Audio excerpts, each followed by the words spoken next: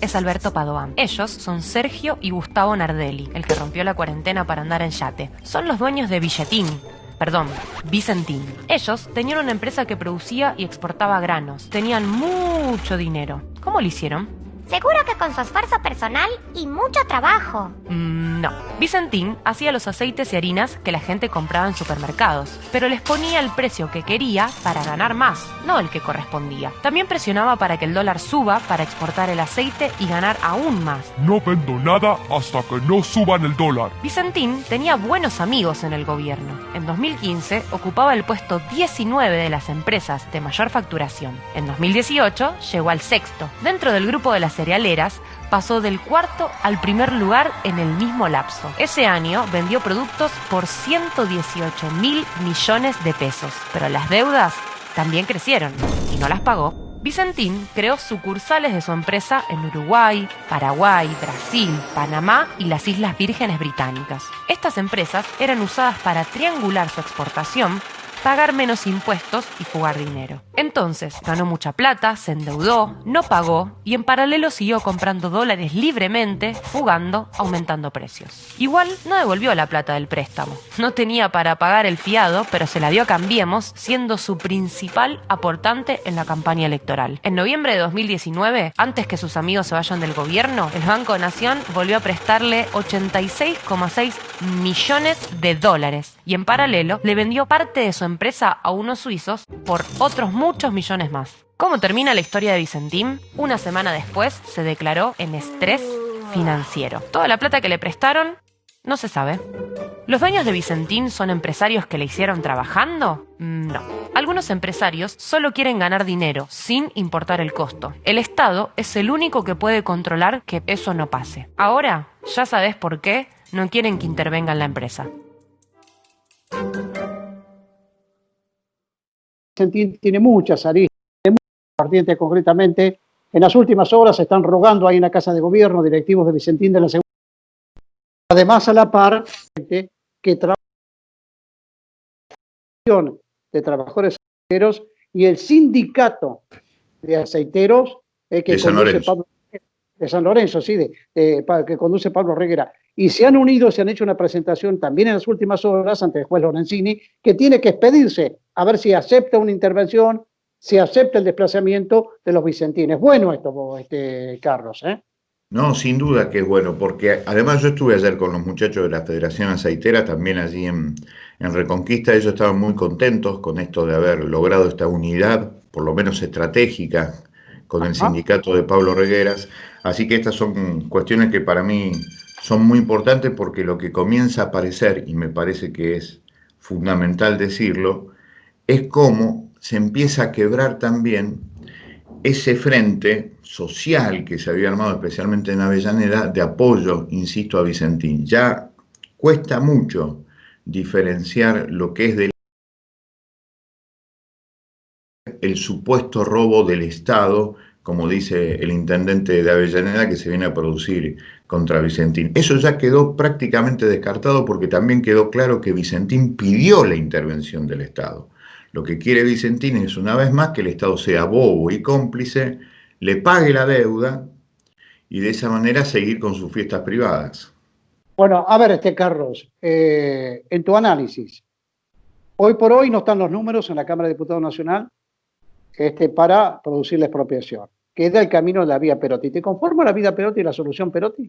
No, a mí no. A mí no, lo dije desde el primer momento. A mí me parecía muy importante lo de Perotti, y me parece muy importante, si trabaja de esta manera, la Inspección General de Personas Jurídicas. Eso me parece muy bien.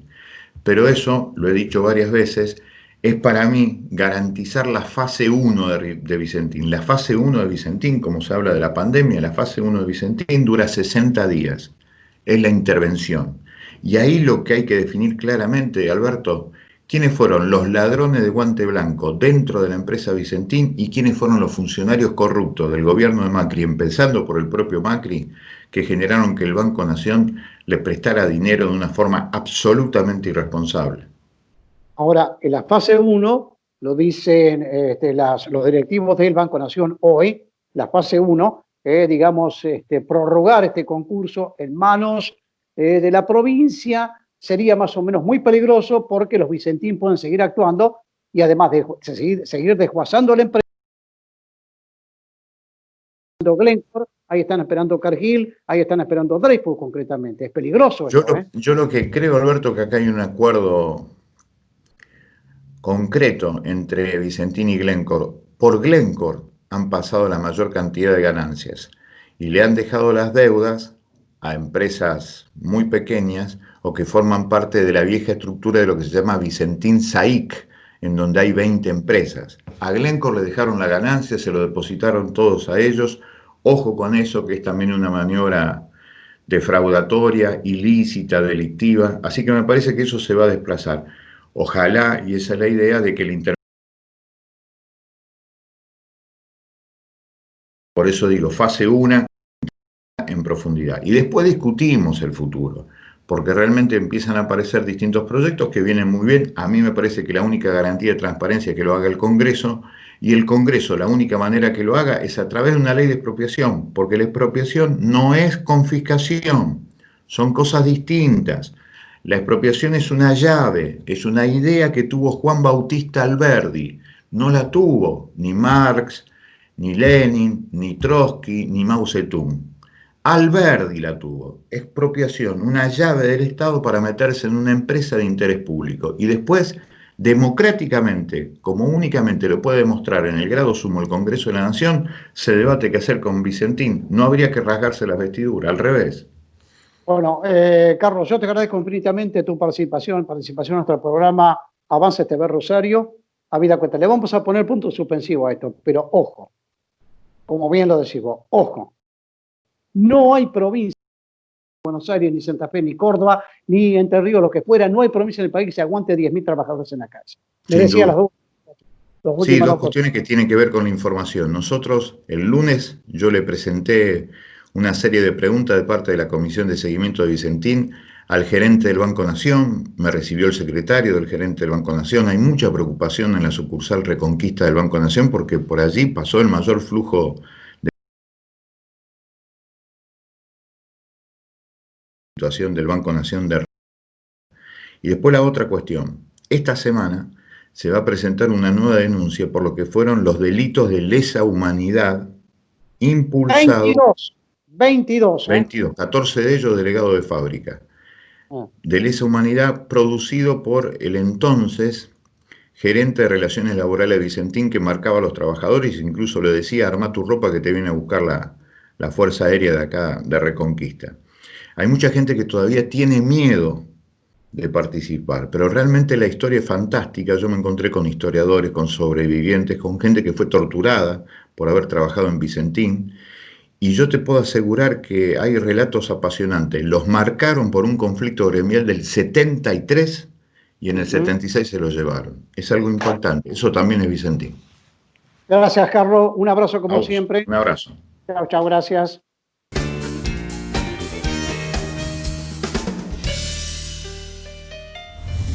El tema Vicentín da mucho que hablar, a favor y en contra, y por supuesto nosotros escuchamos todas las opiniones. La opinión pública, respetable o no, pero es una manifestación ocurrida en los últimos días, el sábado próximo anterior, ¿sí? Y la opinión institucional, o del derecho, queremos hablar con nuestro consultor en temas laborales, que es el doctor Jorge Elizondo. A este respecto le preguntamos, ¿qué dice un laboralista de nota, como en su caso, profesor universitario, con la rica experiencia en atención y contención desde el derecho a organizaciones gremiales, al respecto del tema Vicentín y particularmente el impacto que puede llegar a producir o que está produciendo todo esto sobre los trabajadores, sobre el agente dinámico, digamos, de toda empresa? ¿Qué tal, Jorge? ¿Cómo le va? Buenos días, buenas tardes, buenas noches. ¿Qué tal? Buenos días, Alberto. ¿Cómo está? ¿Cómo está? ¿Qué dice, digamos? ¿Qué dice usted? ¿Cuál es su opinión respecto al tema Vicentín sobre el sector dinámico de una empresa que son los trabajadores? Bueno, partamos de la base de que la empresa ya no existe. Porque la empresa en este momento no trabaja. La empresa no recibe absolutamente nada. Es una empresa en cesación de pagos. Digámoslo, porque hay alguna gente que se cree que Vicentín existe como el viejo Vicentín, digamos, de 1927. Esto no tiene absolutamente nada que ver con el origen nacional, en todo caso, del capital privado que creó Vicentín. Acá estamos ante una situación límite. Es decir, o interviene el Estado y se conforma una empresa pública con mayoría estatal, o se apodera el capital multinacional que ya domina el comercio exterior de grano y nuestros puertos. Acá el problema está en capital estatal o mayoritariamente estatal, empresa pública o dominio de las multinacionales, porque con esto se va a quedar Cargill o Glencore, la principal socia de Vicentín. Por eso no digamos que hoy Vicentín es una empresa nacional, no tiene absolutamente nada que ver con nuestro país. Tiene que ver más con esa multinacional con sede en Ginebra que es Glencore. Eso en primer lugar. En segundo lugar, los trabajadores, los puestos de trabajo corren serio peligro de desaparecer si no se estatiza la empresa. Corren serio peligro de desaparecer. Los van a dejar en la calle porque no va a funcionar más el viejo Vicentín. Lo que va a funcionar va a ser simplemente un apéndice de las multinacionales. Bueno, y son 7.000. Sí. Sí, dígame, me decía 7.000 ¿qué? 7.000 trabajadores que están pendientes de eso y más de 20.000 trabajadores de que lo que se llama mano de obra indirecta, que depende de la existencia misma de esa empresa. Y esa empresa hoy, que está en concurso preventivo, está en cesación de pagos. Bueno, escuche. Acá hay dos caminos. El primer camino es la expropiación que hoy por hoy los números nos dan en la Cámara de Diputados de la Nación. Y sale paralelamente la posición Perotti. Pero con la posición Perotti, el Estado Nacional, con la deuda que tiene Vicentino respecto de el Banco Nación y otras acreencias de bancos públicos, no llega al 42, o sea que nunca con esta salida Perotti se va a poder hacer del control de la empresa, concretamente. Salimos de Guatemala y caímos en Guatepeor entonces, con la solución Perotti hipotéticamente, Jorge. Bueno, hay muchas alternativas que se pueden dar. Indudablemente que si hacemos el cómputo, sí, hoy llega al 42%, pero también tengamos en cuenta que los trabajadores también tienen que ser parte de esa empresa, y los trabajadores también son acreedores, y las cooperativas también tienen que ser parte de esa empresa. Es decir, si logramos aunar todas esas fuerzas políticas y sociales fundamentales de nuestra provincia y nuestro país, indudablemente se va a poder llegar a la empresa pública. Mire, mi preocupación no pasa tanto por eso, sino por el hecho de que la intervención judicial que solicita el gobierno de Santa Fe depende de la voluntad del juez. Es el doctor Lorenzini el que va a tener que aceptar o no esta propuesta. Estamos en manos del juez. El mismo juez que resolvió en una sentencia vergonzosa devolver la administración al directorio encabezado por los personajes que ya conocemos.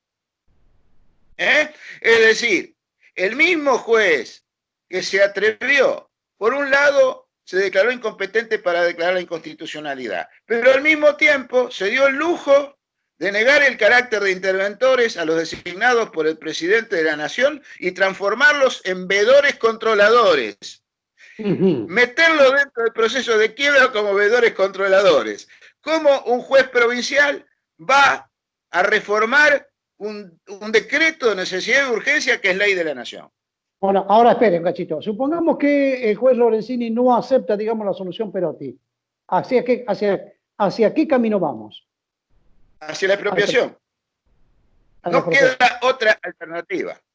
No dan los números. Y abancarse lo que venga. Abancarse lo que venga.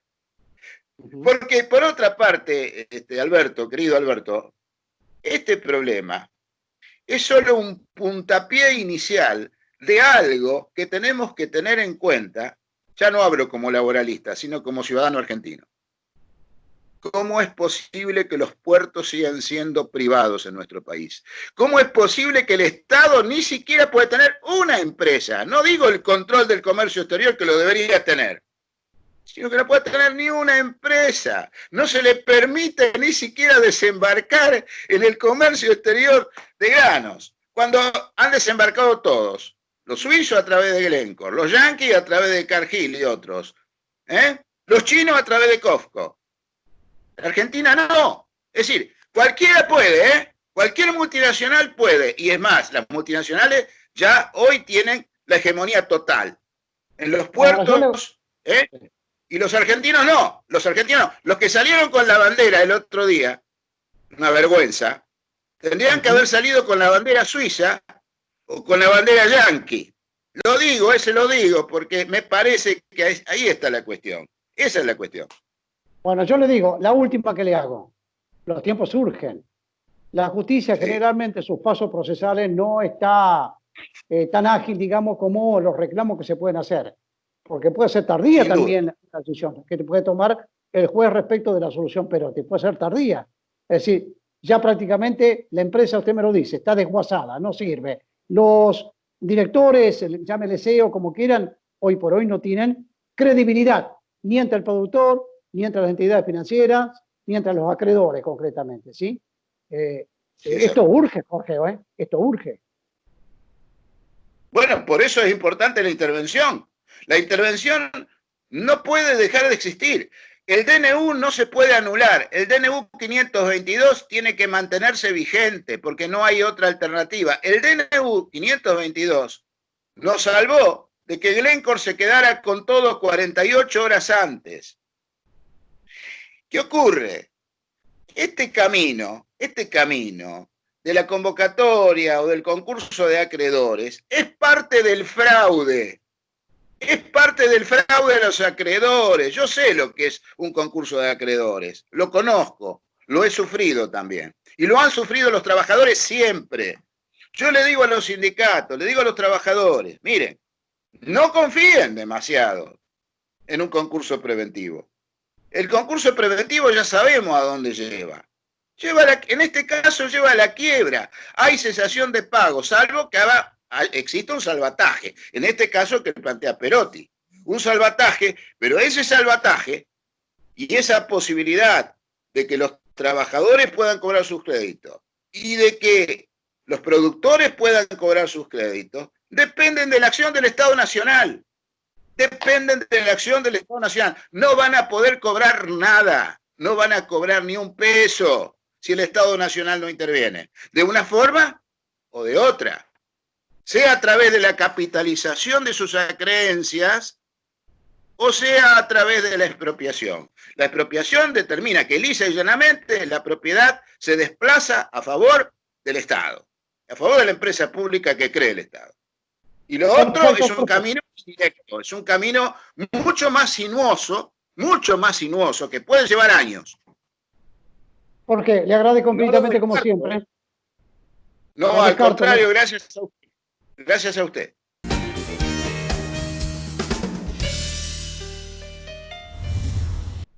Bueno, vamos a hablar con dirigentes gremiales que nunca paran, no han parado en absoluto, ni antes, ni ahora, ni mañana. Alberto Boto, secretario general de Luz y Fuerza en toda la seccional sur de la provincia, en Rosario particularmente, titular del movimiento sindical rosarino, una de las tantas expresiones laborales que existen, obreras, en la ciudad de Rosario, que nunca pararon. Ni antes, pararon en su actividad, ¿sí? Se movilizaron contra políticas nefastas que han ocurrido en los pasados 4 años, ¿sí? Pero no han parado acompañando a sus propios trabajadores con el tema COVID. Bueno, la próxima vez, Alberto, ¿cómo le va? Que siempre decimos buenos días, buenas tardes, buenas noches. Le va a invitar con un café. Está degustando el desayuno en ese momento. ¿Cómo le va? ¿Qué dice usted? ¿Cómo anda? ¿Bien? ¿Qué tal, Alberto? ¿Cómo está? Buen día. Sí, estamos desayunando, tomando un cafecito, va. Bueno, dele nomás, que la próxima me invita, ¿eh? No hay problema, al contrario.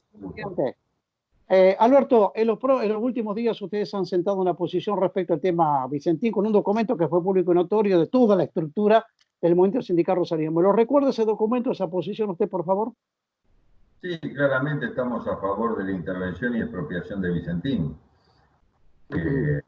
el Estado tiene que actuar en beneficio justamente de preservar la fuente de trabajo y a los productores que fueron estafados por esta empresa. Nosotros vemos con preocupación que haya mucha gente confundida por quizás, bueno, ven algunos medios de comunicación que no son medios de comunicación, como siempre decimos, son voceros de las corporaciones que justamente tienden a eso, ¿no? A confundir a gran parte de la sociedad, aunque en esta ocasión no fueron muchos, pero de cualquier manera no deja de ser un tema preocupante que se salga a protestar en función de los intereses de una familia que ha generado un desfalco. Nosotros podríamos entender las cuestiones al revés, ¿no? Por ejemplo, si a Vicentín se le otorgó un crédito del Banco Nación, que es donde contribuimos todos los argentinos, por 18.000 millones de pesos, y esa plata la fugó, como es lo que se prevé, si en el último mes del gobierno de Macri recibió un crédito por día, justamente, que es plata de todos los argentinos, podríamos considerar nosotros que los avasallados en nuestra propiedad privada somos nosotros. Entonces, me parece que están invertidos los roles acá. Hay gente que está muy confundida, que está defendiendo cosas que son realmente indefendibles. Así que, bueno, esperemos que el gobierno nacional no dé marcha atrás con este tema. No, y aparte están los productores de por medio y están los trabajadores. Los trabajadores concretamente, de seguir esta situación, podrían quedar en la calle. Son más de 7.000 en toda la provincia. Y los productores también, que entregaron, digamos, su producción, su riqueza, y Vicentín los estafó, no le pagó la consignación de la cosecha, se la quedó en el bolsillo. Sí, por eso aquellos que quieran hacer ver esto como otra 125 no lo van a poder lograr, porque claramente ha sido estafado el pequeño y mediano productor del campo en gran medida, ¿no? Hay otras cooperativas agrícolas que también han recibido una estafa y ya un poco más grande, ¿no? Porque ellos son acopiadores justamente también de pequeños y medianos productores, pero es toda una cadena, Alberto. O sea que esto es una gran estafa nacional y menos mal que tomó intervención el gobierno. Por eso recién decía, esperemos que no se dé marcha atrás por una decisión tan importante, que también podría ser importante inclusive para cambiar alguna realidad social en la Argentina, que sería garantizar la soberanía alimentaria, ¿no? Tenemos una empresa clave para eso. Bueno, sabido eso, por eso lo decía en la apertura de esta nota, de esta charla que mantenemos con usted, Alberto Boto, que ustedes nunca bajaron los brazos, siempre estuvieron, y ahora en la pandemia han demostrado estar al lado de los trabajadores lucifuercistas, que permanentemente han cumplido con el servicio en la provincia de Santa Fe, y esto es bueno destacarlo. Que bueno, te dice, mirá, que ganan pocho, que... No, pará, yo no me voy a meter en el bolsillo de nadie, ¿sí? Si ganan bien, pero que bienvenido sea. Se debe, digamos, a que tiene una organización y dirigentes que tienen un respaldo y que saben negociar sus salarios como corresponde, como lo hace todo el arco laboral y dirigencial laboral en la provincia de Santa Fe y en el país. Bien, les decía yo que han estado al pie del cañón, ¿sí? Han estado exponiéndose, digamos, para cumplir el servicio. Es bueno destacarlo esto, Alberto, Sí, nosotros ajustamos protocolos desde un primer momento, hemos estado trabajando y poniéndole el cuerpo a esta situación. Somos trabajadores esenciales. Imagínense, Alberto, en un domicilio con aislamiento social obligatorio sin electricidad. Realmente es una situación caótica. Imagínense los hospitales, si les falta el fluido eléctrico, si no se hubiesen hecho las obras que se hicieron justamente en prevención de lo que podría ocurrir aquí en la provincia de Santa Fe en caso de que haya un pico de COVID. Fueron los compañeros y estuvieron trabajando también en eso. También estuvieron los compañeros del sector comercial atendiendo diferentes demandas de usuarios comunes que necesitaban abonar las facturas, en otros casos de hacer trámites, gente que se mudaba. Bueno, esto fue a medida que se fue flexibilizando un poco la situación, pero gente que hacía la mudanza había que colocarle el medidor, había que estar trabajando, y eso conlleva un riesgo. Más allá de que aquí en la provincia de Santa Fe, la verdad que hay que reconocer que las medidas sanitarias que se han tomado han sido buenas. No tenemos virus circulante, salvo casos excepcionales, pero de cualquier manera no deja de ser un riesgo estar en la calle, uno no sabe nunca con qué se puede llegar a encontrar. Además de todo esto, nosotros, para contribuir justamente con la labor de todas las trabajadoras y trabajadores, iniciamos una campaña inédita en el gremio nuestro para vacunar contra la gripe a todas las trabajadoras y trabajadores.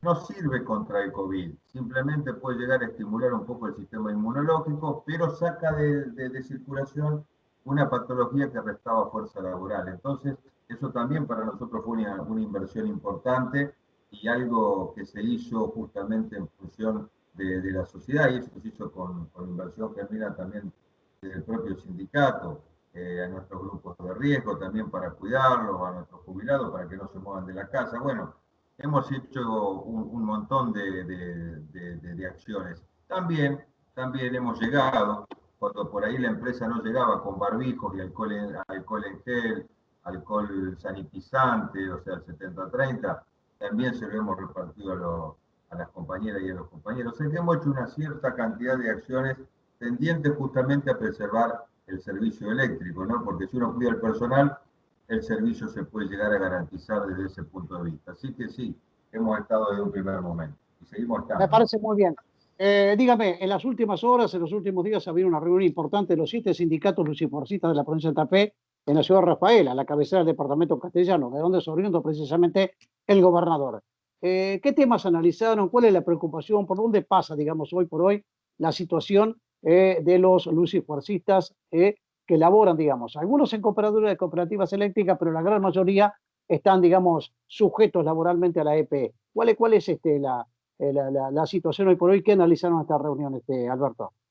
Bueno, en realidad nosotros nos juntamos justamente para analizar el tema de la empresa provincial de la energía y cómo sigue, ¿no? Porque, bueno, yo reconozco y agradezco que el gobernador nos haya llamado, se haya tomado su tiempo a pesar de su agenda tan apretada, ¿no? Que en realidad la gran preocupación hoy por hoy sabemos que es el COVID, ¿no? Y el control justamente de la pandemia.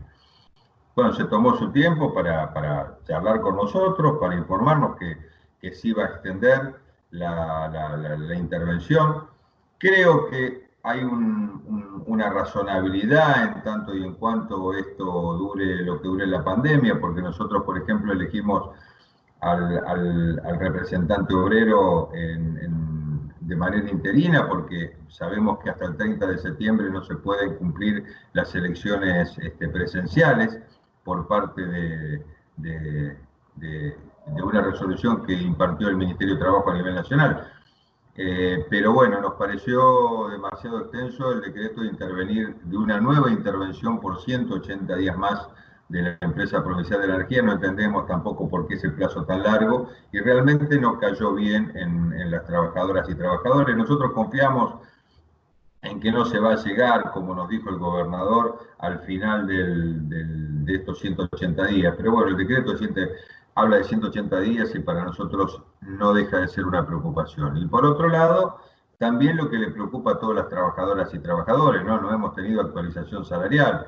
Nosotros nos han dejado, obviamente, por una decisión, sabemos que la situación no está fácil, sin esa cláusula gatillo que nosotros veníamos teniendo como actualización automática del salario y hemos pasado a no tener paritarias.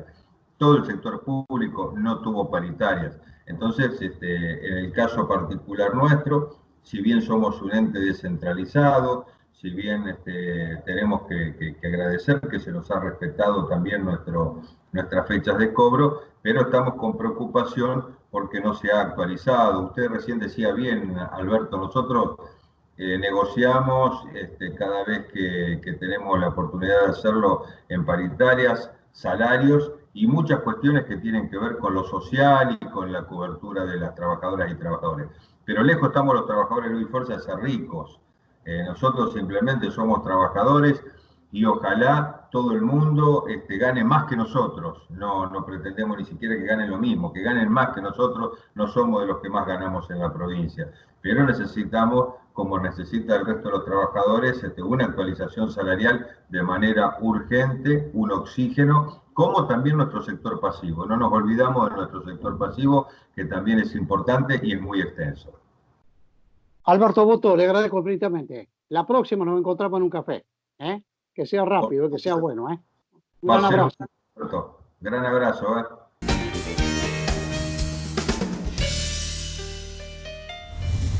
Vamos a hablar con nuestros columnistas y nuestras columnistas, nuestra columnista en temas económicos, temas financieros, y cuando decimos el tema económico es la economía social, la que te toca muy de cerca, la que te toca el bolsillo concretamente, en sus diversas variantes, sea el supermercado, sea como hablamos en la última oportunidad con la gente del CESO, respecto de la deuda, digamos, por hogar, por familia, y en este caso, ley de alquileres. Acaba de salir recientemente del Congreso de la Nación una ley de alquileres que modifica toda la estructura y el andamiaje jurídico a nivel nacional. Voy a hablar en este caso con Celina Calores. Celina, ¿cómo te va? Buenos días, buenas tardes, buenas noches. Como siempre, ¿qué pueden decir ustedes como CESO respecto del tema ley de alquileres? ¿Cuál es el comparativo que están haciendo?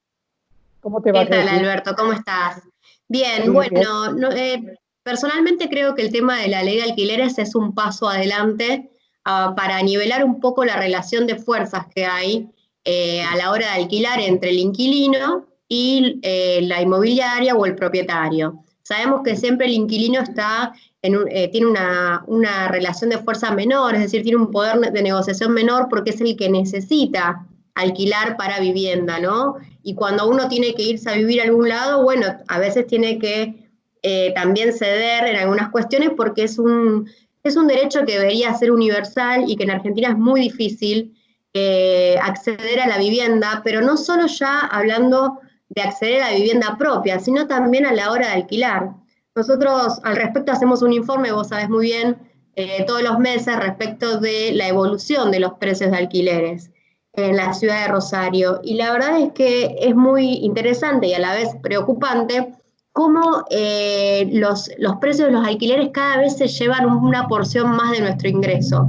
Nosotros la conclusión que sacamos es que alquilar una vivienda en Rosario es un privilegio para pocos, donde alquilar solo un monoambiente puede costar la mitad de un salario mínimo vital y móvil, y nosotros siempre hablamos de alquileres pelados, no estamos hablando ni de las expensas, que encarecen el alquiler más de un 20%, ni siquiera de todos los gastos asociados que tiene una vivienda, como son los servicios básicos, ni hablar si después queremos agregar algún servicio un poquito más menos esencial como lo que puede ser el cable o internet, pero solamente los servicios básicos y el alquiler ya la verdad es que es prohibitivo para muchas familias rosarinas, pero nosotros tomamos Rosario, pero en realidad esto se traslada al general de Argentina, ¿no?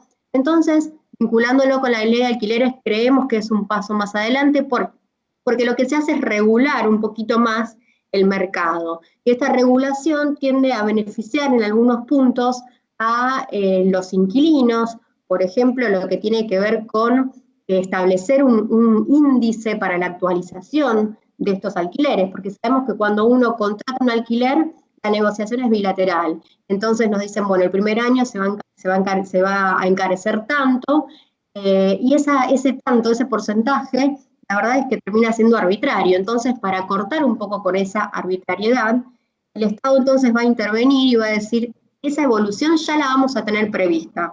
Se va a dar por la mitad de un indicador que va a estar compuesto en la mitad de lo que tiene que ver con el incremento de los salarios formales y la mitad de la inflación. Entonces eso da cuenta en un indicador que por lo menos desde un primer inicio uno sabe que está regulado, que es la referencia. Entonces a la hora de pactar hay más certidumbre también. Después lo que tiene que ver con que se amplíe el contrato de alquiler a 3 años. Sabemos que hasta hoy las viviendas se alquilan por 2 años, y ampliarlo por 3 años lo que hace es prorratear el costo del contrato, ¿no? Sabemos que el contrato de alquiler tiene asociados una comisión, tiene asociados las garantías, pero también los depósitos. Entonces, esto que se prorratee en 3 años hace que el costo de la mudanza se aliviane un poco. Entonces, son todas cuestiones que van siendo un pasito adelante para mejorar esta relación de fuerzas que yo creo hasta ahora venía siendo muy desigual. Además, Celina, ni contar lo que significa alquilar con lo que te piden, que depósito para esto, depósito para aquello, depósito se hace pichín o popó el perrito, la mascota, depósito para todo, que es prácticamente... Sí, totalmente. literal o inalcanzable para el inquilino o para la inquilina, ¿eh? Y respecto del depósito, hay un dato muy interesante, porque lo que sucede es que nosotros dejamos un depósito que es en pesos, lógicamente, porque es la moneda de curso y así debe ser, pero al final de los 2 años se devolvía ese mismo importe. Acá lo interesante es que también este depósito va a estar actualizado por el mismo índice que se actualice la variación del alquiler. Entonces eso es interesante porque ese depósito no pierde valor, porque si no también era injusto, ¿no? Uno dejaba una cantidad de pesos hoy y en 2 años sabemos que con el problema inflacionario que tiene la Argentina, eso se devalúa mucho y era un costo extra que asumía la persona que alquilaba. Entonces eso también es un poco nivelar esta relación de fuerzas, que yo creo que por eso es muy importante la intervención del Estado, ¿no? Para poder hacer un poco más justo cada relación de fuerzas, cada contrato, cada negociación. Creo que es muy importante que el Estado tenga injerencia.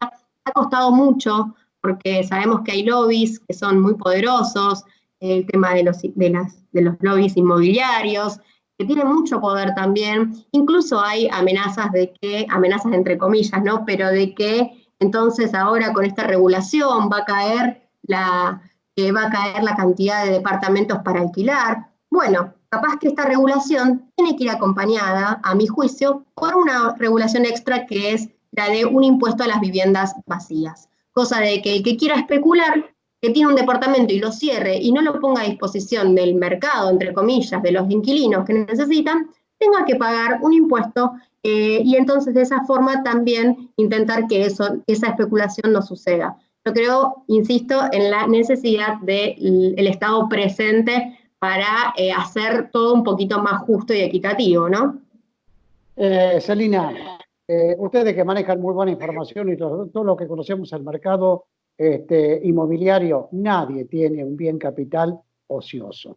Nadie lo tiene. Son todas amenazas que después en la práctica no se cumplen. Lo podrá tener 15 días, pero vos sabés que cuando vos tenés un bien capital ocioso y tenés que pagar expensas, tasas municipales o comunales y otro tipo de impuestos, chao, hasta luego, lo alquilás. Celín, se está discutiendo el tema de la bendita deuda externa, los famosos bonistas.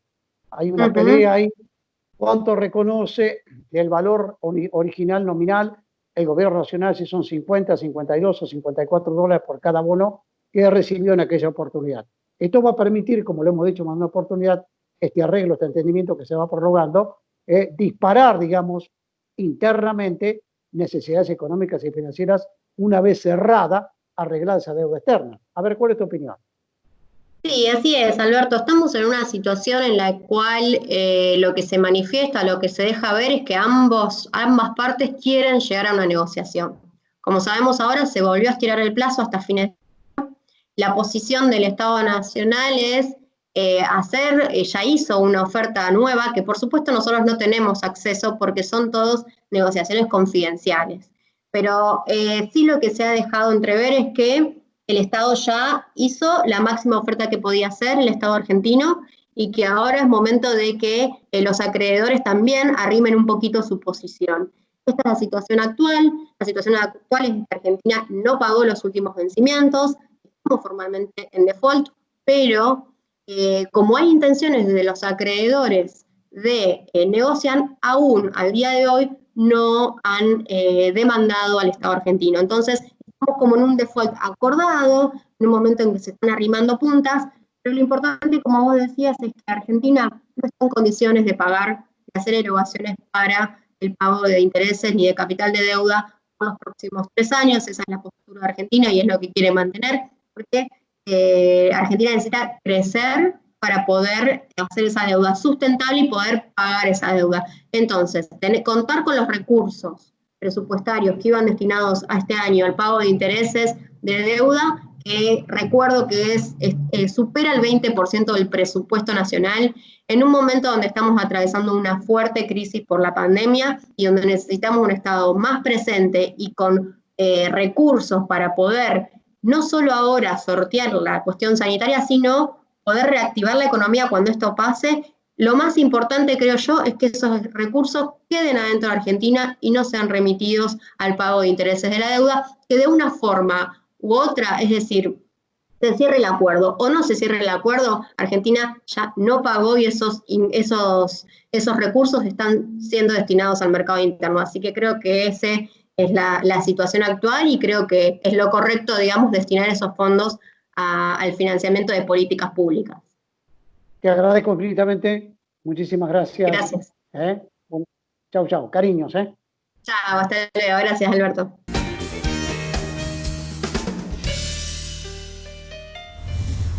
Bueno, Julia Goitía, directora de Inclusión Socioproductiva del Ministerio de Desarrollo Social. Capital. Exactamente. A ver, es un nombre bastante largo, moderno. ¿Cuál es la tarea que hacen ustedes, Julia? ¿Cómo te va? Buenos días, buenas tardes, buenas noches, siempre decimos porque todos los días son iguales. ¿Cuál es la tarea que cumplen ustedes funcionalmente dentro del Ministerio en esta dirección? Bien. Bueno, cuando asumimos la gestión, allá por diciembre del año pasado, y por indicación del gobernador, Omar Perotti, bueno, se nos indicó que diseñáramos una política destinada a jóvenes de entre 16 y 30 años que buscara equilibrar estos dos componentes que tienen que ver con, por un lado, la contención social y por el otro, la inserción laboral de este sector de la población que nosotros entendemos necesita del Estado para poder proyectarse en el mundo del trabajo. Así que con el Ministerio de Desarrollo Social, que está en manos de Danilo Capitani como autoridad de aplicación, se nos propuso que diseñáramos una política transversal a todos los ministerios provinciales y al resto de los entes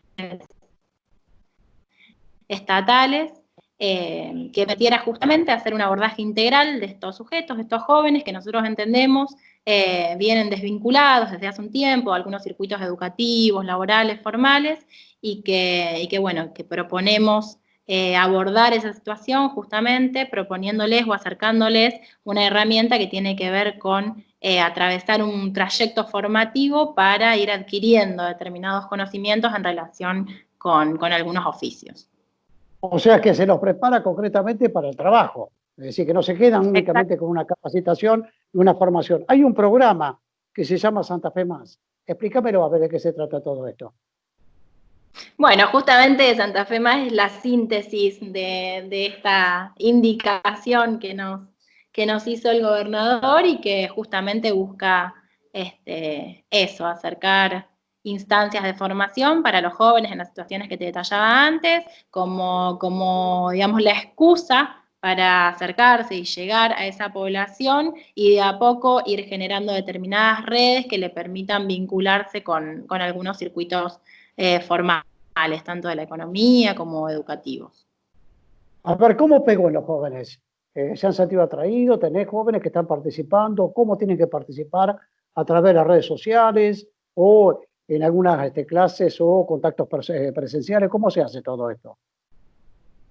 Mira, nosotros en este momento estamos en la instancia de terminar de diseñar la política pública y tenemos previsto el lanzamiento con su etapa de inscripción y de aceptación de los espacios formativos para agosto, si el contexto de emergencia sanitaria lo permite, porque básicamente el programa plantea trabajar con grupos de jóvenes y bueno, para poder reunir a los jóvenes y fomentar esos vínculos y generar esas grupalidades, claramente es necesaria una instancia presencial. Así que si todo marcha bien y si no retrocedemos en cuanto a cómo atravesar esta situación de pandemia, en agosto estaríamos convocando a las organizaciones o las instituciones que quieran conveniar con el programa para que puedan presentar sus propuestas formativas, que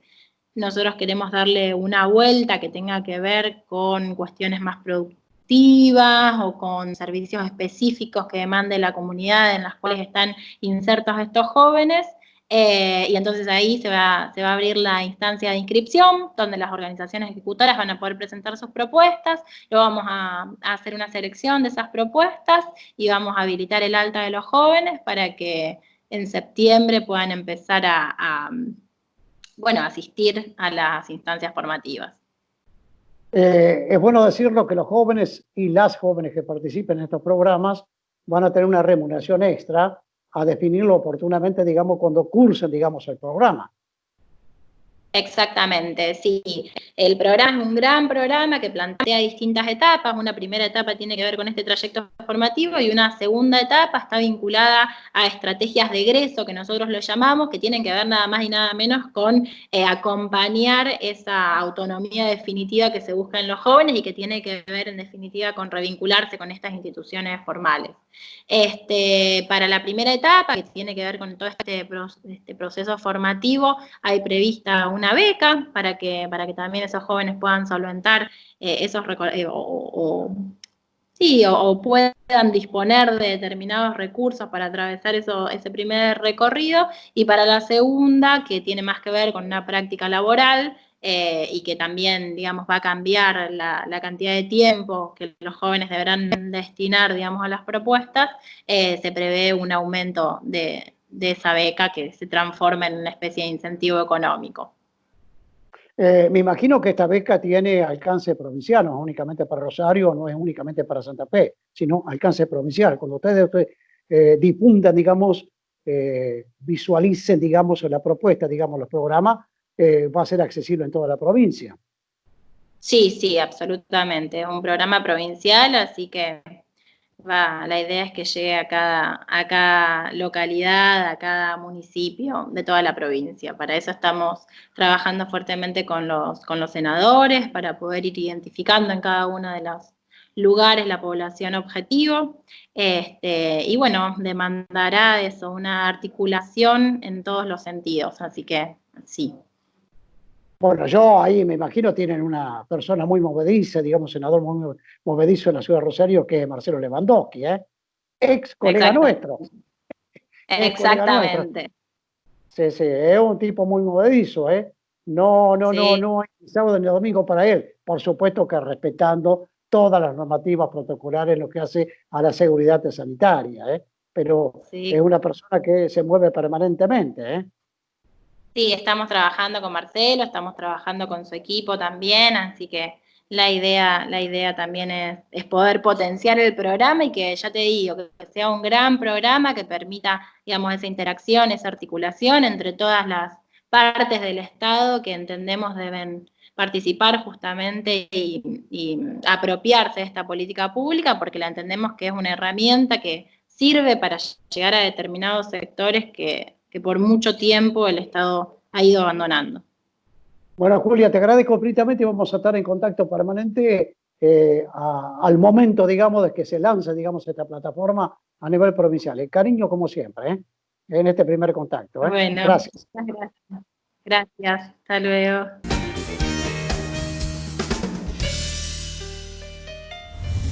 En los últimos días se ha votado con media sesión en la Cámara de Senadores de la provincia de Santa Fe la llamada Ley de Paridad de Género Electoral, que tiene sus viejos antecedentes con el voto femenino.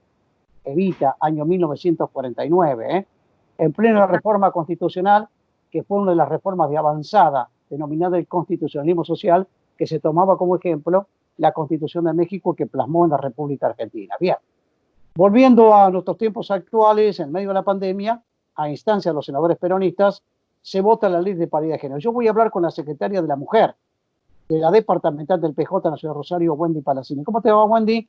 Como siempre decimos, buenos días, buenas tardes, buenas noches. Todos los días son iguales. Buenas tardes, buenas noches, porque en este contexto de pandemia uno ha perdido la noción del tiempo y del espacio. Así que para cuando sea esta nota, buenos días, buenas tardes, buenas noches a toda tu audiencia. Sí, va a ser a partir de las 20 este viernes, digamos, en TVR Rosario. Bien, Wendy, ¿cuál es la opinión que tiene la mujer, digamos, particularmente en tu caso como secretaria de la Mujer del PJ Rosarino, de la Departamental Rosario, ante esta posibilidad que se les brinda, digamos, 50% con la Ley de Paridad? Que falta todavía pasar el tamiz de la Cámara de Diputados de la provincia, donde hay algunas cuestiones que no le cierran algunas mujeres que son dirigentes políticas como en tu caso. Pero en esta primera instancia, ¿cuál es tu opinión respecto de esta media sanción? Bueno, para mí cualquier reconocimiento de derechos respecto del género es sumamente importante y determinante, con lo cual la media sanción de esta ley es sumamente importante a los fines de reconocer nuestros derechos, los de las mujeres. La verdad es que ha sido un trabajo arduo de mucho tiempo, desde hace mucho tiempo que venimos haciendo con el colectivo de mujeres, con la Comisión de Paridad, y por suerte se vio plasmada en la Cámara de Senadores, un espacio que hasta el momento nos era adverso, pero bueno, gracias al trabajo de muchísimas mujeres y sobre todo de nuestra vicegobernadora Alejandra Rodenas, hemos logrado la media sanción en la Cámara de Senadores. A mí me parece importantísimo, sobre todo no porque tenga que ser una cuestión que nos corresponde porque queremos que sea, sino porque nos corresponde en la representatividad. Más del 50% de la población son mujeres, y eso debe verse reflejado en la composición de los cuerpos ejecutivos, legislativos y judiciales, como así también en las magistraturas, en las asociaciones y demás, porque me parece que nosotros tenemos que representar el pueblo que somos, y nosotras las mujeres tenemos que dar nuestra mirada, dar nuestro parecer, dar nuestras políticas públicas, desde una sociedad que necesita hoy más que nunca una representación genuina.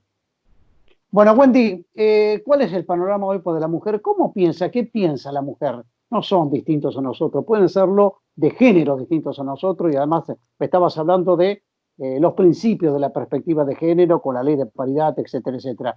Pero hoy, como dirigente política, respecto al tema Vicentín, por ejemplo, que pareciera que fuera todo un tema de los hombres, pero ¿qué piensa la mujer? ¿Qué piensa la dirigente política en tu caso particularmente?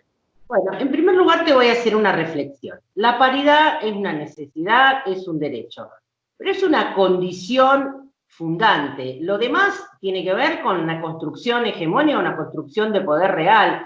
El empoderamiento de las mujeres tiene que ver con la construcción de poder hacia donde está el poder. Porque lo cierto es que si tenemos una lista paritaria o una lista de 100% mujeres, pero en el foco del poder, en la decisión de poder, están los hombres, es meramente declamativo. Entonces, lo que me parece es que las mujeres tenemos que verdaderamente ocupar el poder real, el que nos corresponde. Con lo cual, el trabajo y el cambio de paradigma es más profundo. De hecho, la discusión de Vicentín, si bien hay algunas apariciones de mujeres y demás, parece ser una discusión de pantalones largos de varones. Entonces, cuando uno ve algunas fotos de algunos lugares de decisión, cuando uno ve algunas fotos de determinados actos, cuando uno ve algunas fotos de algunas decisiones, ahí nos damos cuenta que con la paridad no alcanza, que la paridad es necesaria, pero me parece que el trabajo es un tanto más profundo y es de construcción de poder real. Y el caso de Vicentín no es una excepción. Sí. Decime, y yendo al meollo de la cuestión, te lo preguntaba desde la perspectiva de la mujer vital, de la paridad, yendo al tema, ¿cuál es tu opinión respecto al tema vicentino hoy por hoy? Y las decisiones que ha tomado el Gobierno Nacional y el avance que ha hecho en la provincia Perotti con la solución Perotti. ¿Cuál es tu opinión para cerrar? Mira, a mí me parece sumamente interesante que esta situación de Estado que tenemos hoy, no la de 4 años anteriores en donde había un Estado ausente y connivente con los negocios de los privados.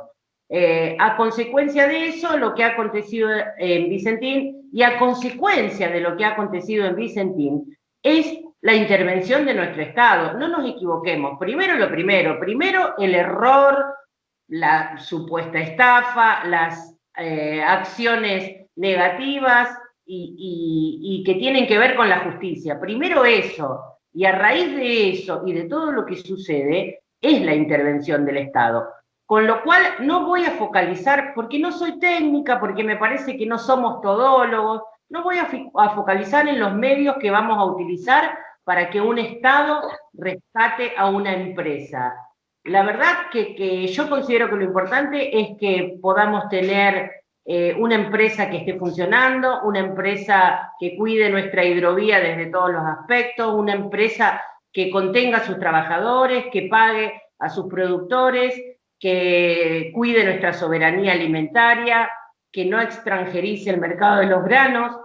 Las herramientas que elija el Estado serán las de discusión, debate y diálogo entre el Estado y los privados y la justicia. No voy a hacer una opinión porque no quiero ser parte de esa grieta que tanto nos complica. Claramente no estoy a favor de que ninguna persona se manifieste en un contexto de pandemia en donde lo que complica es el bienestar de todos los argentinos y las argentinas.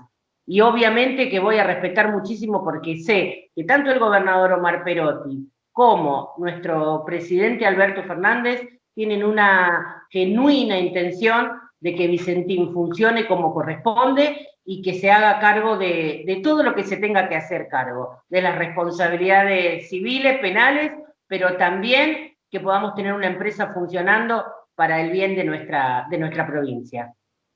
Te agradezco infinitamente como siempre, Wendy. Un gran abrazo y cariño. Muchas gracias a vos, Alberto, y siempre a disposición.